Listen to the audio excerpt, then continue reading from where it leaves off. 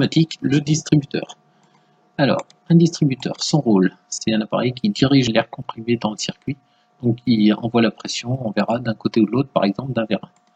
Sa constitution, il y a 3 éléments qui constituent un distributeur. D'abord le corps, qui va être percé d'orifices pour laisser passer, entrer et sortir l'air comprimé. Le nombre d'orifices sera de 2 à 5. Il faut au moins une entrée et une sortie. Le tiroir, ensuite, à l'intérieur du corps, vous avez un tiroir qui est mobile, qu'on appelle aussi coulisseau, et qui peut prendre 2 ou 3 positions, et en fonction des positions, il reliera les orifices entre eux, ou pas. Voilà, donc ce tiroir est mobile sous l'effet d'une commande. Donc cette commande, elle peut être de différentes natures. Elle peut être électrique, avec un électroaimant. Elle peut être pneumatique, avec de l'air comprimé de commande qui va le faire bouger. Elle peut être par un capteur de présence, et notamment les fins de course, c'est-à-dire un vérin, lorsqu'il arrive au bout de sa course, quand sa tige est entièrement sortie ou entièrement rentrée, il faudra peut-être arrêter d'envoyer de l'air comprimé ou l'envoyer ailleurs. Donc c'est ça qui va pouvoir déclencher et déplacer le tiroir.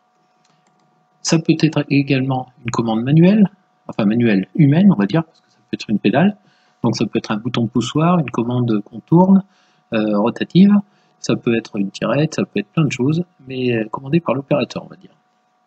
Et enfin, dans le cas où il n'y a pas une de ces commandes, il va y avoir un ressort qui ramène le tiroir dans sa position initiale par exemple, ou au milieu, on verra suivant les cas. Alors, un distributeur pneumatique. J'ai pris l'exemple de ce qu'on appelle un distributeur 3-2. On va voir pourquoi. C'est d'abord constitué de ce qu'on appelle donc le corps, qui est la partie fixe.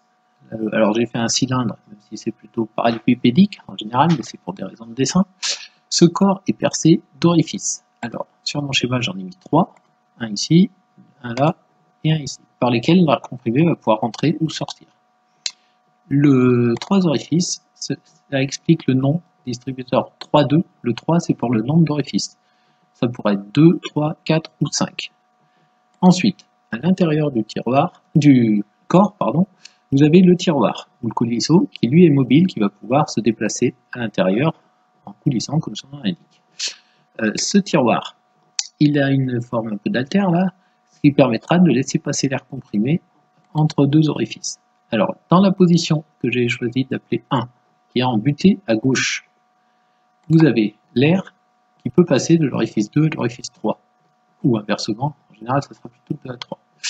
Voilà. Par contre, l'orifice 1, lui, est bouché. Si l'air rentrait par ici, il ne pourrait pas sortir. Voilà. Ensuite, vous avez une commande. Alors, le tiroir étant buté à gauche, la commande va pouvoir pousser le tiroir de la gauche vers la droite, pour lui faire prendre la seconde position. Alors, voilà, le tiroir, une fois embuté à droite, c'est-à-dire en position 2, et le 2, c'est le nombre de positions que nous retrouvons dans le 3-2, voilà, 3 orifices, 1, 2, 3, et 2 positions, à gauche ou à droite. Donc distributeur 3-2. Dans cette position-là, l'air comprimé peut passer de l'orifice 2 à l'orifice 1, plutôt du 1 ou 2, on verra. Donc le 3, lui, est bouché, il ne sert plus. En fait, on a fait un aiguillage entre le 2, le 3 et le 1. Voilà. Ensuite, pour revenir, il y aura une deuxième commande de l'autre côté, à droite, ou un ressort qui ramènera le tiroir en position embutée à gauche. Voilà. Nous allons maintenant voir un exemple sur ce distributeur 3.2, comment nous le représentons sur des schémas.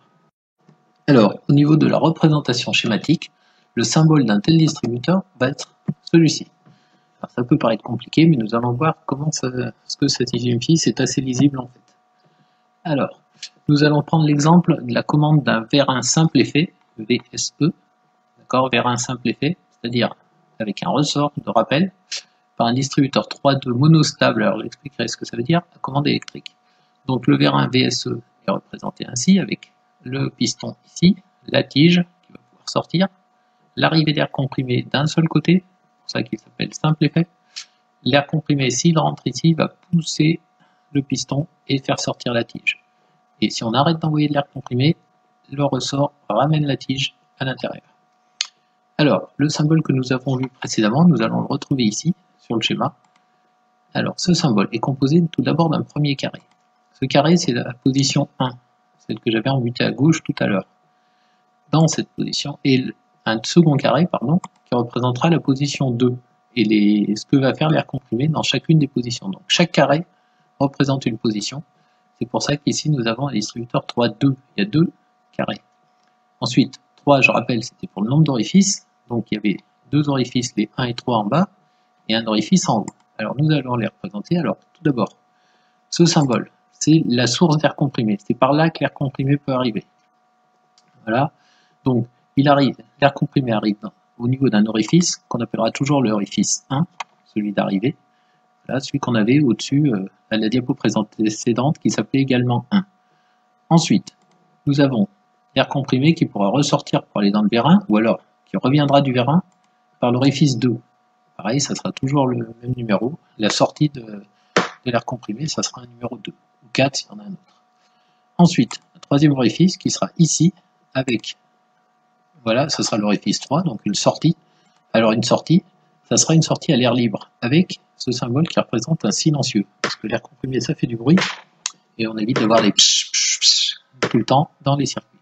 Donc, je répète, l'arrivée d'air comprimé à l'orifice 1, la sortie pour aller dans le vérin, ou pour que l'air revienne du vérin à l'orifice 2, et la remise à l'air libre, de l'air comprimé, au niveau de l'orifice 3. Ensuite, à l'intérieur, nous allons avoir des schémas qui vont représenter ce qui se passe au niveau de l'air comprimé. L'orifice 1, tout à l'heure, dans la position 1, il était bouché. Le tiroir empêchait l'air comprimé d'aller à l'orifice 2. Donc nous allons représenter comme ça. Ça, c'est le symbole d'un orifice qui est bouché. Donc l'air comprimé, ça se voit bien, il est bloqué ici.